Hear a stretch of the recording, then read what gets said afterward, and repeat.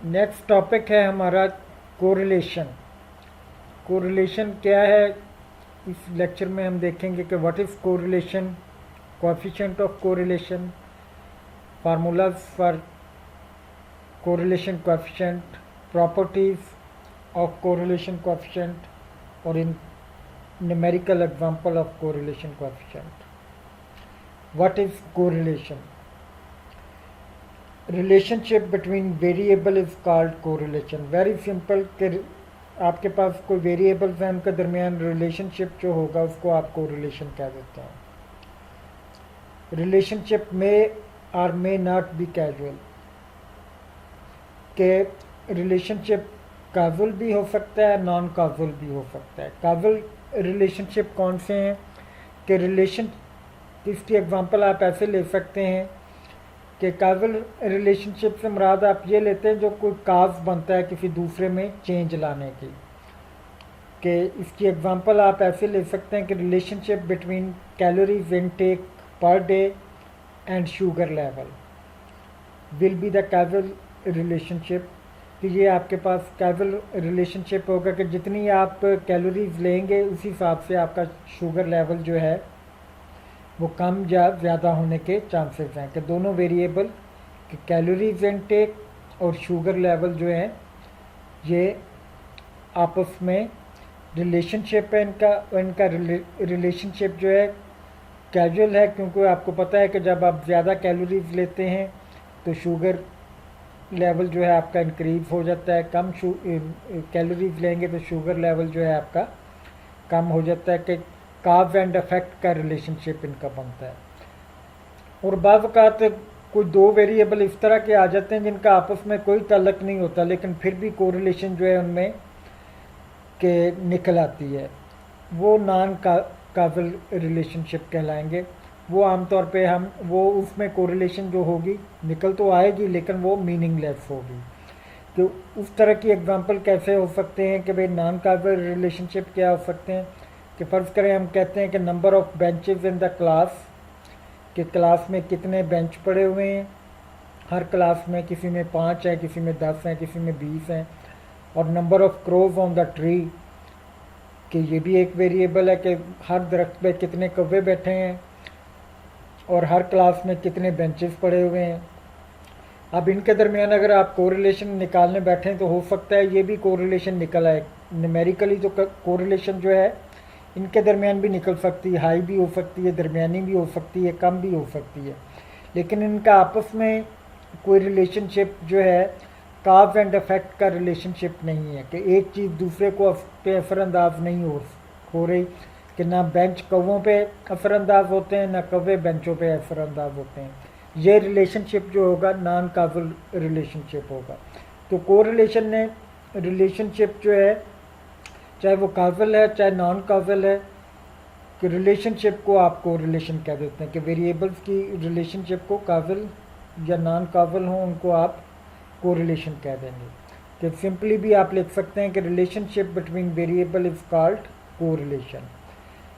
के वेरिएबल्स के दरमियान जो रिलेशनशिप होता है उसको आप कोरिलेशन कह देते हैं। ये बात की बात है कि वो काजुअल रिलेशनशिप है या नॉन काजुअल रिलेशनशिप है। आगे है कि पॉजिटिव कोरिलेशन कब होती है और नेगेटिव कोरिलेशन कब होती है। कि positive correlation if the correlated variables move in same direction then the correlation will be positive। कि कोरिलेशन वेरिएबल जो हैं, जो दो वेरिएबल एक दूसरे पे के साथ रिलेशनशिप रखते हैं, उनकी डायरेक्शन अगर एक ही हो, एक ही सुमत में जा रहे हों तो कोरिलेशन पॉजिटिव होगी। मसलन ये है, दो वेरिएबल हम लेते हैं, एक इनकम और दूसरा एक्सपेंडिचर। जब आपकी इनकम में इजाफा होता है तो आपकी एक्सपेंडिचर जो है उनमें भी इजाफा हो जाता है। कि इनकम में भी इंक्रीजिंग ट्रेंड है और आपके एक्सपेंडिचर जो हैं उनमें भी इंक्रीजिंग ट्रेंड है। तो दोनों वेरिएबल्स की डायरेक्शन जो है वो एक ही है। जब दोनों वेरिएबल्स की डायरेक्शन एक ही होगी तो वहाँ कोरिलेशन जो है वो पॉजिटिव कोरिलेशन कहलाएगी। और इसके बरक्स अगर उनकी डायरेक्शन अपोजिट होगी तो कोरिलेशन नेगेटिव कहलाएगी। If the correlated variable move in opposite direction then correlation will be negative. इसकी एग्जांपल आप ऐसे ले सकते हैं कि नंबर ऑफ वर्कर्स या नंबर ऑफ पर्सन्स ले लें। दूसरा वेरिएबल जो है time required to complete the project, किसी प्रोजेक्ट को कंप्लीट करने के लिए जितना टाइम चाहिए होता है, कि आप अगर ज़्यादा वर्कर लगाएंगे तो कम टाइम में वो प्रोजेक्ट कंप्लीट हो जाएगा। कि एक तरफ वर्कर्स की तादाद आप बढ़ा रहे हैं या पर्सन्स की तादाद बढ़ा रहे हैं और टाइम आपका कम लग रहा है, कि एक वेरिएबल बढ़ रहा है जबकि टाइम जो है आपका वेरिएबल वो कम होता जा रहा है। कि अगर आपने 10 वर्कर लगाए हुए हैं, हो सकता है काम जो है वो 5 दिनों में कंप्लीट हो। अगर 20 वर्कर लगा देंगे तो वो काम कम दिनों में कंप्लीट हो जाएगा। कि यहाँ दोनों वेरिएबल्स जो है अपोजिट डायरेक्शन में मूव कर रहे हैं, कि नंबर ऑफ पर्सन्स बढ़ रहे हैं और आपके जो नंबर ऑफ डेज या नंबर ऑफ टाइम जो है या टाइम लिमिट जो है वो आपकी कम होती जा रही है, या रिक्वायर्ड टाइम जो है प्रोजेक्ट को कंप्लीट करने का वो कम होता जा रहा है। अगर इस तरह की सिचुएशन हो तो वहाँ कोरिलेशन जो होगी वो नेगेटिव होगी। तो आप वेरिएबल्स की नोयत को देखते ही अंदाज़ा लगा सकते हैं कि यहाँ कोरिलेशन पॉजिटिव होगी या नेगेटिव होगी। अगर सेम डायरेक्शन में जा रहे हैं तो पॉजिटिव, अगर अपोजिट डायरेक्शन में जा रहे हैं तो नेगेटिव। अपोजिट डायरेक्शन की एक एग्जांपल आप ये भी ले सकते हैं कि फ़र्ज़ करें कि आप रोज़ाना कितने घंटे ज़ाया करते हैं और आपके मार्क्स कि रोज़ाना आप जो है कि जितने ज़्यादा घंटे ज़ाया करेंगे पढ़ाई के अलावा उतने ही आपके मार्क्स कम होंगे। कि एक तरफ आप के जो ज़ाया करने की टेंडेंसी है वो बढ़ेगी और मार्क्स जो हैं वो आपके कम होते जाएंगे। ये भी अपोजिट डायरेक्शन में मूव कर रहे होंगे। नेक्स्ट आते हैं कि कोरिलेशन कोएफिशिएंट क्या होता है, या कोएफिशिएंट ऑफ कोरिलेशन क्या होता है। अब कोरिलेशन को मेजर करने के लिए एक फार्मूला या एक इंस्ट्रूमेंट जो है वो बनाया गया है, उसको आप कोरिलेशन कोएफिशिएंट कह देते हैं। वो बताता है कि कोरिलेशन ज़्यादा है या कम है, या उसकी स्ट्रेंथ को मेजर करने के लिए जो चीज़ आप जो फार्मूला आप यूज़ करते हैं उसको कोरिलेशन कोएफिशिएंट कह देते हैं। कि statistical device used to measure the strength of relationship between variable is called coefficient of correlation. It is denoted by small r, के r से इसको बाहर किया जाता है। स्मॉल r जो है ये इसके लिए यूज़ किया जाता है। नीचे ये लिखा हुआ है कि r की मुख्तलिफ वैल्यूज़ होती हैं, कि r की ये टेंडेंसी है कि ये -1 से लेकर +1 तक कोई भी वैल्यू अचीव कर सकता है। कि -1 और +1, +1 से ज़्यादा नहीं जा सकता और -1 से कम नहीं जा सकता। तो इन दोनों के दरमियान इसकी वैल्यू रहती है। अगर आप कोई स्टूडेंट कहे कि मेरे जो कैलकुलेशन है उसमें R 1.2 आया है तो वो गलत होगा, कि ये कभी 1.2 नहीं आ सकता, 1 से ज़्यादा नहीं हो सकता। अगर कोई स्टूडेंट कहता है कि मेरे पास R की वैल्यू जो है -3.5 आई है तो वो भी गलत होगा, क्योंकि -1 से भी ज़्यादा ये नहीं, -1 से कम ये नहीं हो सकता, तो वो भी जवाब आपका गलत होगा। तो इसमें इसको इंटरप्रेट कैसे करते हैं R की वैल्यू का, कि value of R is equal to -1 और +1। अगर -1 आ जाए या +1, एग्जैक्ट -1 या एग्जैक्ट +1 आ जाए R की वैल्यू, तो उससे हम क्या जो है इंटरप्रेट करेंगे या क्या अंदाज़ा लगाएंगे या उसकी वजाहत क्या करेंगे। वो कहते हैं कि -1 एंड +1 इंडिकेट परफेक्ट पॉजिटिव और नेगेटिव कोरिलेशन। अगर +1 होगा तो हम कहेंगे कि परफेक्ट पॉजिटिव कोरिलेशन है दोनों वेरिएबल्स के दरमियान, परफेक्टली कोरिलेटेड है, उसमें कोई एरर नहीं है, बल्कि जैसे ही एक वेरिएबल बढ़ता है उसी हिसाब से दूसरा वेरिएबल भी बढ़ रहा है। तो अगर नेगेटिव हो, -1 आ जाए कोरिलेशन, तो वो इंडिकेट करेगा परफेक्ट नेगेटिव कोरिलेशन। उससे भी मुराद ये होगा कि जैसे ही एक वेरिएबल बढ़ रहा होगा, जैसे मैंने कहा कि नेगेटिव जो है कोरिलेशन उस वक्त होती है जब एक वेरिएबल के बढ़ने से दूसरा वेरिएबल कम हो रहा होगा। जिस रेशो से एक वेरिएबल बढ़ रहा होगा उसी रेशो से दूसरा वेरिएबल कम हो रहा होगा, तो वो आपकी जो है नेगेटिव परफेक्ट कोरिलेशन होगी। ये तो है एग्जैक्ट 1 के बराबर आ जाए। अगर 1 के करीब करीब आ जाए, मसलन 0.9 आ जाए, 0.8 आ जाए, 0.95 आ जाए, माइनस का 0.95 आ जाए या प्लस का 0.95 आ जाए, तो value of R near to plus minus 1 indicate strong positive negative relationship. अगर पॉजिटिव 1 आ गया, 1 के करीब वैल्यू आ गई, फर्ज करें 0.9 आ जाती है, 0.8 आ जाती है, तो हम कहेंगे कि दोनों वेरिएबल्स के दरमियान जो रिलेशनशिप है वो स्ट्रॉन्ग है।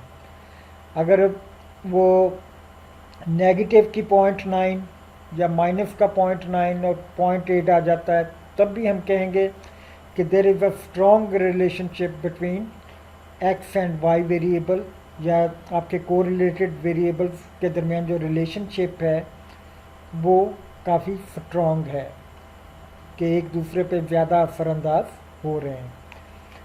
तो बाज़ औक़ात ये होता है कि value of R near to plus minus 0.5 आ जाती है या 0.5 के करीब करीब रहती है, मसलन 0.6 आ गई, 0.4 आ गई, 0.55 आ गई, 0.49 आ गई। तो उससे क्या हम अंदाज़ा करते हैं या उसको कैसे हम इंटरप्रेट करते हैं या उसकी क्या वजाहत करते हैं कि अगर वैल्यू 0.5 के करीब करीब हो तो सिंपल सी बात है, वहाँ हम इंडिकेट करेगी कि मॉडरेट रिलेशनशिप है, कि वेरिएबल्स के दरमियान रिलेशनशिप तो है लेकिन दरमियाना सा है, कि बहुत हाई लेवल का या स्ट्रॉन्ग रिलेशनशिप नहीं है। इसके अलावा अगर वैल्यू जो है आर की वैल्यू 0 के करीब करीब आ जाए कि 0.1 है, 0.2 है, माइनस का 0.1 है, माइनस का 0.2 है, तो वो किस चीज़ को रिप्रेजेंट करेगा? उसका मतलब ये होगा कि वेरिएबल्स के दरमियान कोरिलेशन ना होने के बराबर है या बहुत ही वीक रिलेशनशिप है, कि वेरिएबल ज़रूरी नहीं कि आपस में कोरिलेटेड हो, इनमें बहुत थोड़ा सा जो है वीक सा रिलेशनशिप बनता है। तो इस तरीके से आप आर की वैल्यू को जो है रिप्रेजेंट कर सकते हैं या इसकी वजाहत जो है वो कर सकते हैं। कि नेक्स्ट हम आते हैं इसके भी, जैसे रिग्रेशन कोएफिशिएंट के फार्मूले थे, इसी तरह कोरिलेशन कोएफिशिएंट के भी 2-3 फार्मूले हैं। वो ये भी रिग्रेशन कोएफिशिएंट के फार्मूलों से मिलते जुलते ही हैं। ऊपर वाला हिस्सा वही है जो रिग्रेशन कोएफिशिएंट के फार्मूलों में आप ऊपर लिखते हैं थे, या न्यूमरेटर में वही चीज़ें आएंगी जो रिग्रेशन कोएफिशिएंट के तीनों फार्मूलों में आती थी। डिनोमिनेटर में रिग्रेशन में अगर इंडिपेंडेंट वेरिएबल x होता था तो x की वैल्यू आ जाती थी, y आता था तो y की वैल्यू आ जाती थी।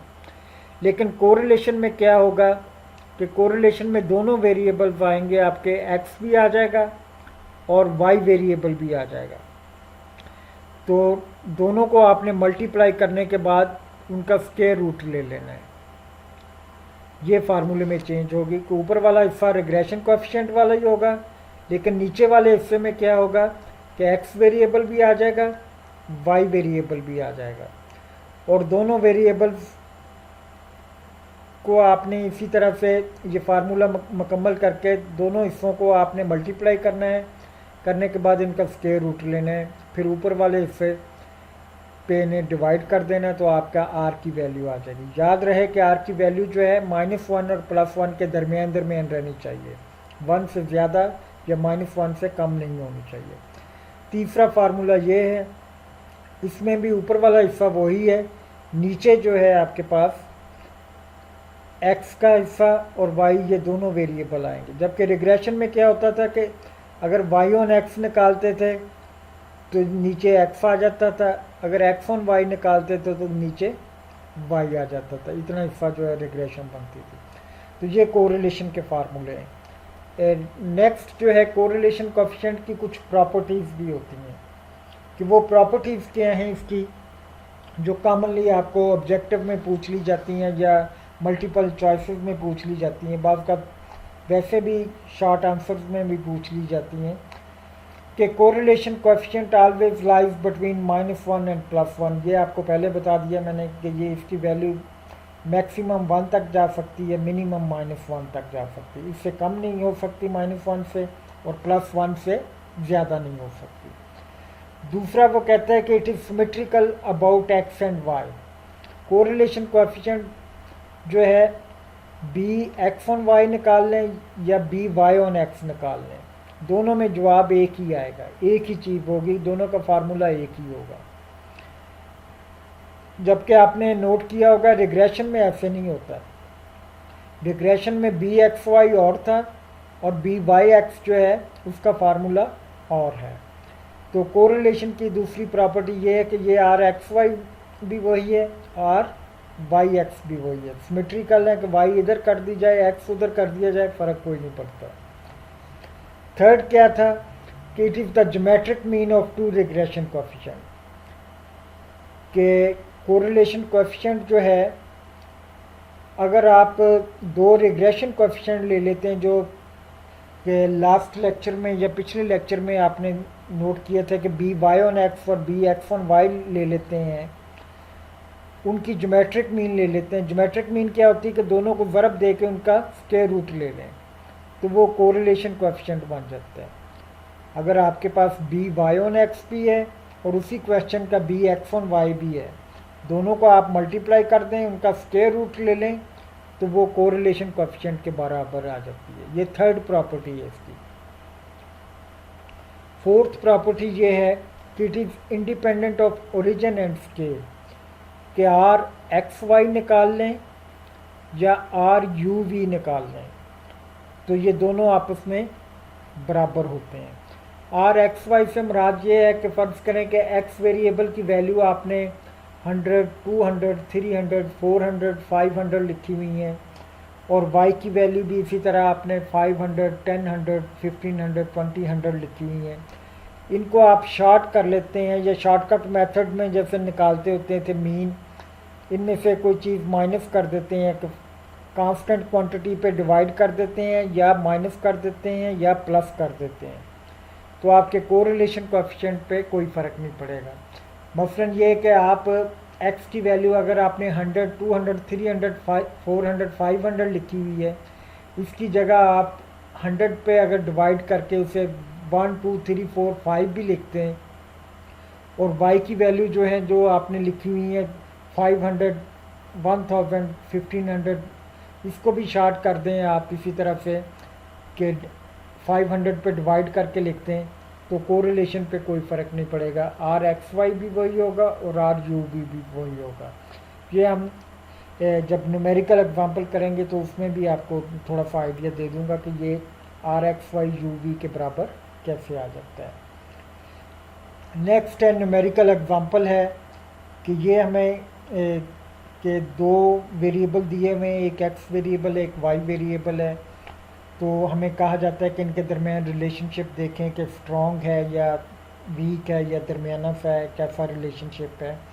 मसलन एक एग्ज़ाम्पल क्या है कि हमने क्लास में से 5 स्टूडेंट्स लिए हैं, उनसे पूछा कि आप कितने घंटे रोज़ाना पढ़ते हो, वो टाइमिंग हमने नोट कर ली, और एग्ज़ाम में जो उनके मार्क्स आए हैं फ़र्ज़ करें फ़ाइनल एग्ज़ाम में, वो हमने नोट कर लिए। तो दूसरा वेरिएबल आपका मार्क्स है, पहला वेरिएबल स्टडी आवर्स है। एक को एक्स वेरिएबल कह दिया, दूसरे मार्क्स को आपने वाई वेरिएबल कह दिया, तो दोनों के दरमियान आपने कोरिलेशन कोएफिशिएंट निकालना है। वो 3 फार्मूले थे, तीनों में से कोई भी फार्मूला जो आपको ज़्यादा आसान लगता हो, अगर कुछ स्पेसिफाई ना किया गया हो कि यही फार्मूला आपने इस्तेमाल करना है या डाटा उसके मुताबिक ना दिया गया हो, तो आप तीनों में से अपनी मर्ज़ी का कोई फार्मूला लेके इस क्वेश्चन को हल कर सकते हैं। तो ये हम क्वेश्चन जो है बोर्ड पे हल करेंगे। स्टूडेंट्स, कोरिलेशन कोएफिशिएंट है ये आपके लेक्चर का दूसरा हिस्सा, जिसमें हम न्यूमेरिकल एग्जांपल जो है वो बोर्ड पे करते हैं। कि इसमें एग्जांपल हमारी थी कि एक्स वेरिएबल था जिसमें स्टडी आवर्स थे और मार्क्स थे।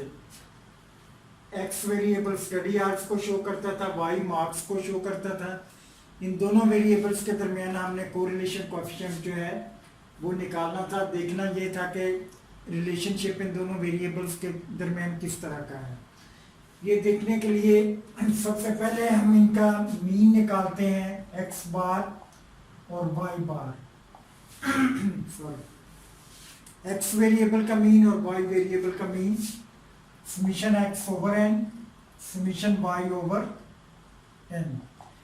समीशन एक्स आपके पास 15 है, ये टोटल आपने किया, तो एन 5 है कि 5 नंबर्स हैं आपके पास, या 5 जो है स्टूडेंट्स का डाटा है, 3 एक्स बार आ गया, 17 डिवाइडेड बाई 5, 14 जो है वाई बार आ गया। इसके बाद कोरिलेशन कोएफिशिएंट निकालने के लिए मुख्तलिफ फार्मूले हैं। सबसे पहला फार्मूला जो है हम ये लिखते हैं कि आर से बाहर किया जाता है कोरिलेशन कोएफिशिएंट को, कि summation x minus x bar y minus y bar over summation x minus x bar का square, summation y minus y bar का स्क्वायर, और दोनों में मल्टीप्लीकेशन, कि एक्स माइनस एक्स बार भी लिख लें, वाई माइनस वाई बार भी लिख लें, और दरमियान में मल्टीप्लीकेशन या ब्रैकेट्स लिख दें, और इसका नीचे वाले सारे हिस्से का स्क्वायर रूट। अब ये फार्मूला हमें ये बताता है कि x में से x बार की वैल्यू माइनस करें तो एक कॉलम बना लेंगे x माइनस एक्स बार। इसके बाद वो कहते हैं कि y में से y बार की वैल्यू माइनस करें तो y माइनस वाई बार कॉलम बना लेंगे। आगे फार्मूला ये कहता है कि x माइनस एक्स बार को y माइनस वाई बार से ज़रब देके इसका सॉल्यूशन कर लिया जाए, कि x minus x bar into Y minus y bar, और इनका हम समीशन कर लेंगे। नेक्स्ट वो कहते हैं कि x माइनस एक्स बार का स्क्वायर आपने करना है, ये x माइनस एक्स बार की जो वैल्यू आएंगी इनका स्क्वायर करना है, x माइनस एक्स बार का स्क्वायर, और इसके बाद है y माइनस वाई बार का स्क्वायर, ये y माइनस वाई बार है, इसका स्क्वायर, इसमें जो वैल्यू आएंगी उनका हम स्क्वायर कर लेंगे, तो y माइनस वाई बार का स्क्वायर कहलाएगा। तो ये सारे कॉलम बना के हम इसमें पुट कर देंगे तो हमारे पास कोरिलेशन कोएफिशिएंट की वैल्यू आ जाएगी पुट करने के बाद इन्हें सॉल्व करने से। x माइनस एक्स बार आपके पास 3 है, तो x की हर वैल्यू में से 3 माइनस करते जाए। x की वैल्यूज ये है कि 1 माइनस 3 करेंगे तो माइनस का 2 आ जाएगा, 2 माइनस 3 करेंगे माइनस का 1, 3 माइनस 3 करेंगे तो 0 आ जाएगा, 4 माइनस 1 करेंगे प्लस का 1 आ जाएगा, 5 माइनस 3 करेंगे तो प्लस का 2 आ जाएगा।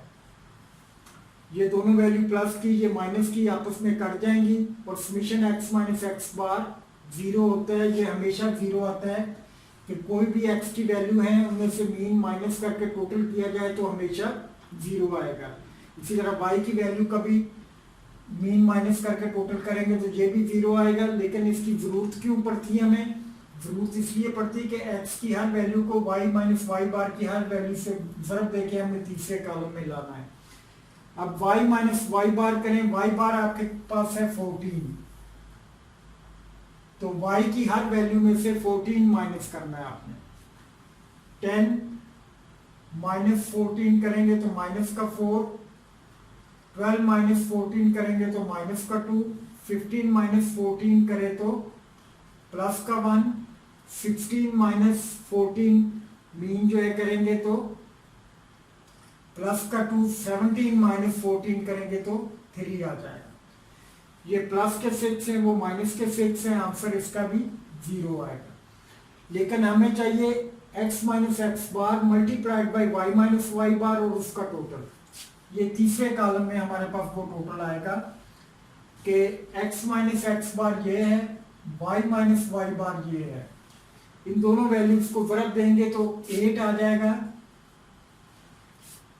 दोनों माइनस की हैं तो 2 माइनस मल्टीप्लाई होने के बाद प्लस बन जाते हैं। इन दोनों को ज़रब देंगे तो ये 2 बन जाएगा, ये 0 आ जाएगा, ये 2 आ जाएगा, ये 6 आ जाएगा। तो 18 आपके पास ये वाली वैल्यू आ जाएगी जो हमने ऊपर लिखनी है। तो समीशन x माइनस एक्स बार y माइनस वाई बार।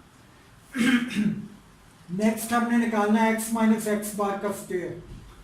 x माइनस एक्स बार आपकी ये वैल्यू है, इन हर वैल्यू का आपने स्केयर ले लेना है। 2 का स्केयर लेंगे 4 आ जाएगा, माइनस की वैल्यू हो तो स्केयर लें तो वो प्लस में आ जाता है। 1 का स्केयर 1, 0 का 0, 1 और 4, ये 10 आ जाएगा आपके पास। x माइनस एक्स बार का स्केयर 10 आ गया। अब y माइनस वाई बार का स्केयर, y माइनस वाई बार, तो ये वैल्यूज लिखी हुई है, इनके स्केयर लेने हैं। 4 का स्केयर 16, 2 का स्केयर 4, 1 का स्केयर 1, 2 का स्केयर 4 और 3 का स्केयर 9 आ जाएगा। इनको जब आप ऐड करेंगे तो आपके पास 34 आ जाएगा टोटल। ये 34 आप इधर लिखते हैं क्योंकि ये y माइनस वाई बार का स्केयर होगा, y माइनस वाई बार का स्केयर और समीशन ये होगा, इसका समीशन से मुराद टोटल होता है। तो इसको जब आप हल करते हैं तो 18.18 डिवाइडेड बाई, इन दोनों को वर्ग देके आप अंडर रूट लेंगे तो वैल्यू आपके पास आ जाएगी 18.439, या इसको मजीद सिंप्लीफाई करेंगे तो आपके पास वैल्यू आ जाएगी 0.9762 अप्रोक्सीमेटली। तो ये आपका कोरिलेशन कोएफिशिएंट कहलाएगा के पहले मेथड से। तो अगर तो सिर्फ कोरिलेशन कोएफिशिएंट निकालना है, उसमें डाटा दिया हुआ है, तो आप आसानी से ये मेथड यूज करके निकाल सकते हैं। कॉमनली ये मेथड उस वक्त यूज किया जाता है जब आपके x बार और y बार जो है होल नंबर्स में आए। अगर ये पॉइंट्स में आते हो तो फिर हम दूसरा फार्मूला भी इस्तेमाल कर सकते हैं। दूसरा फार्मूला क्या है कि उसमें आपके पास है n summation xy, summation x and summation y, n summation x square, summation x whole square,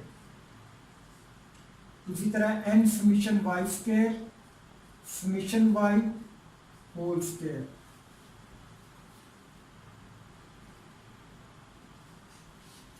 ये फार्मूला है। इस फार्मूले के मुताबिक हमारे पास कॉलम नहीं है कि हमें एक्स वाई कॉलम चाहिए और एक्स स्क्वायर कॉलम कब चाहिए, वाई स्क्वायर कॉलम चाहिए। समीशन एक्स का कॉलम है, समीशन वाई का भी टोटल है, समीशन वाई यहाँ भी आएगा, ये भी है, समीशन एक्स यहाँ आएगा, ये भी है। 3 कॉलम चाहिए, एक एक्स वाई के लिए, एक एक्स स्क्वायर के लिए, एक वाई स्क्वायर के लिए। के पहले आप एक्स वाई निकाल लें, इसका जो टोटल होगा समीशन एक्स वाई कहलाएगा। वो कैसे निकालेंगे कि एक्स की हर वैल्यू को वाई की हर वैल्यू से मल्टीप्लाई करते जाएं। 10 आ जाएगा, 24 आ जाएगा, 45 आ जाएगा, 64 आ जाएगा, 85 आ जाएगा। इन सब का जब आप टोटल करते हैं कि समीशन एक्स वाई आपके पास जो है वो बन जाता है 228। आगे आपको एक और कॉलम बनाना है जिसको आप एक्स स्क्वायर कॉलम कह देते हैं। वो कैसे बनेगा कि एक्स की हर वैल्यू का स्क्वायर कर लें। वेरी सिंपल, कि 1 का स्क्वायर किया, ये 2 का स्क्वायर 4 आ जाएगा, 3 का स्क्वायर करेंगे 9 आ जाएगा, 4 का स्क्वायर करेंगे 16 आ जाएगा, 5 का स्क्वायर आप करेंगे तो 25 आ जाएगा, and their total will be 55। Next Y square का भी टोटल चाहिए आपको, तो वाई स्क्वायर कॉलम एक बना लें कि वाई जब आपका 10 था तो उसका स्क्वायर 100 हो जाएगा, वाई 12 है तो स्क्वायर 144 हो जाएगा, 15 है तो 15 का स्क्वायर 15 मल्टीप्लाइड बाई 15 225 आ जाएगा, 16 मल्टीप्लाइड बाई 16 इसका स्क्वायर बन जाएगा 256, 17 का स्क्वायर आ जाएगा 289, और इनका टोटल आ जाएगा आपके पास 1014 ये टोटल आ जाएगा। अब ये तीनों कॉलम्स की वैल्यूज निकालनी है आपने। ये इस फार्मूले के रिक्वायरमेंट के मुताबिक वैल्यूज आ गई हैं। इसमें आपने फीड कैसे करनी है। n जो है नंबर ऑफ ऑब्जर्वेशन है 5 है आपके पास, n की जगह पे 5, समीशन एक्स वाई, ये आपके पास समीशन एक्स वाई कॉलम का टोटल 228। समीशन एक्स, केना समीशन एक्स है ये 15 है, समीशन वाई 70 है, डिवाइडेड बाई आपने करना है n 5 है, समीशन एक्स स्क्वायर, हाँ देखें समीशन एक्स स्क्वायर किधर है, एक्स स्क्वायर कॉलम का टोटल 55,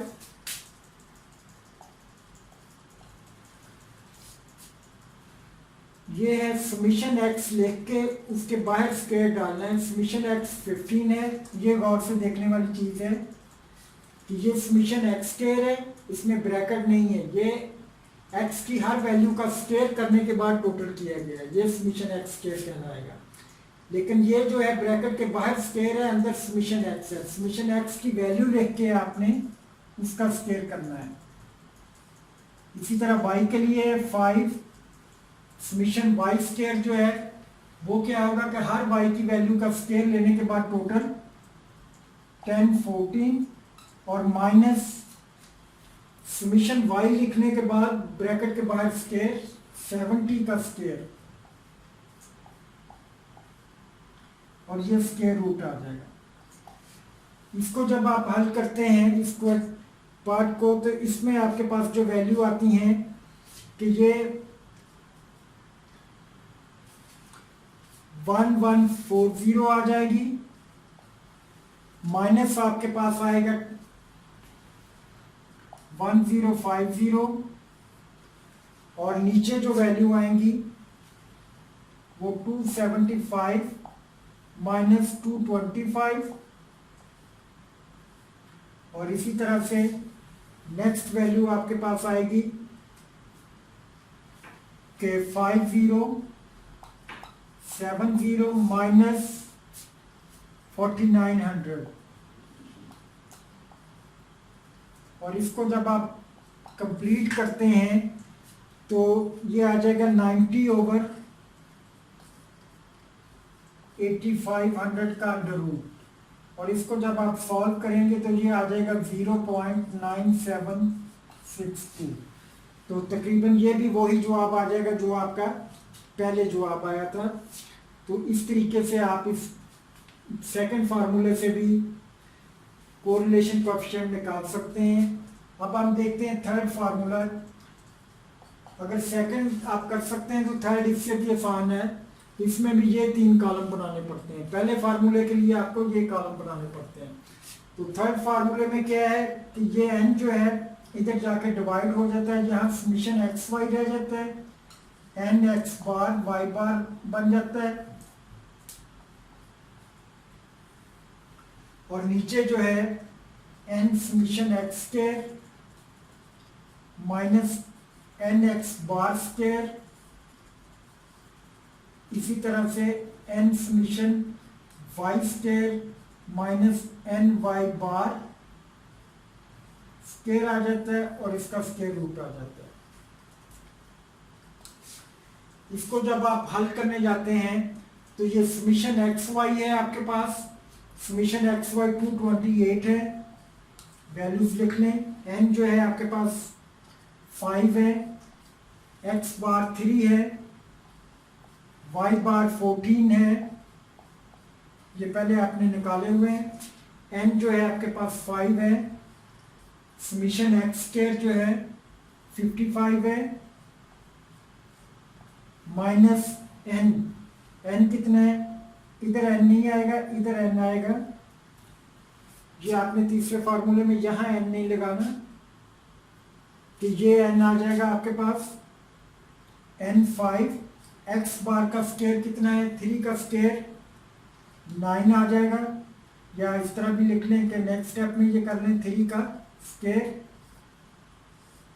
और इसी तरह से दूसरा आपके पास है summation Y square, summation Y square क्या है 10 14 minus n summation Y n 5 है और y बार का स्क्वायर 14 का स्क्वायर आप कर लेंगे। इसको जब आप हल करने जाते हैं तो ये आपके पास वैल्यू आ जाती है 228 के माइनस में आ जाती है 210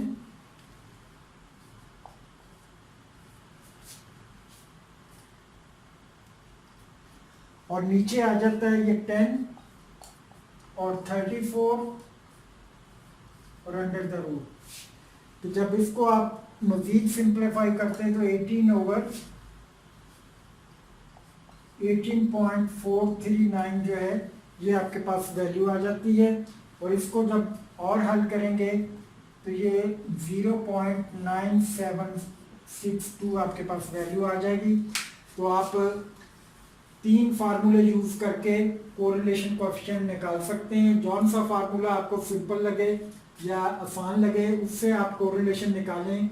लेकिन बाज़ औक़ात क्वेश्चन में उन्होंने वैल्यूज अलग दी होती, मतलब समेशन एक्स की वैल्यू दी है, समेशन वाई स्क्वायर की वैल्यू दी है, या कोई इस तरह की वैल्यू दी है। तो वहाँ फिर आपको जिस फार्मूले की वैल्यूज दी हुई होती हैं वही फार्मूला लगा के क्वेश्चन हल करना पड़ता है। कि पहला आपका फार्मूला ये हो गया, दूसरा फार्मूला ये था, तीसरा फार्मूला ये वाला था। पहले फार्मूले से भी जवाब ये आया, दूसरे फार्मूले से भी आपका आंसर ये आया और थर्ड फार्मूले से भी आंसर सेम आ गया। तो पहला फार्मूला करना हो तो आपको ये कॉलम जो है 5 कॉलम एक्स्ट्रा बनाने पड़ते हैं एक्स वाई कॉलम के अलावा। ये दूसरा और तीसरा फार्मूला करना हो तो आपको सिर्फ ये 3 कॉलम बनाने पड़ते हैं। ये 3 एक्स्ट्रा कॉलम बनाने पड़ते हैं for second and third formula. ये कॉलम जो है